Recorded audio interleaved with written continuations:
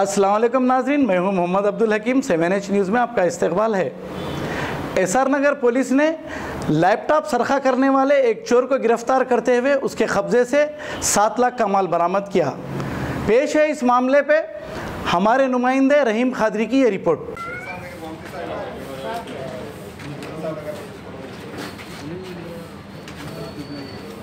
बाबू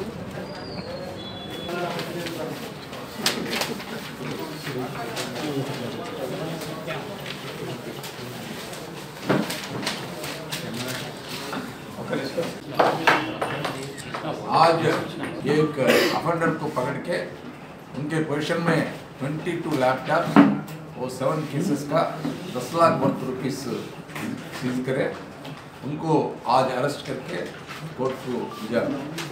जो उन्होंने इससे पहले भी 2016 में अन्यगुट्टा में लैपटॉप थेफ्ट में भी जेल को गए थे।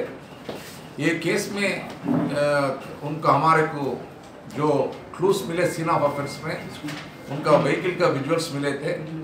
विजुअल्स में इनका व्हीकल का नंबर भी मिला था। जो वो नंबर को देख के हमारा ट्रैफिक वायलेशंस जो केसेस है वो भी वेरीफाई करे उस समय में।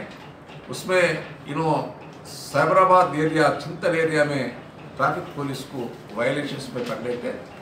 जब इनका पूरा डिटेल्स मालूम होने के बाद इनको अरेस्ट करके उनको पोजीशन में पूरा 22 लैपटॉप्स सीज करे थे।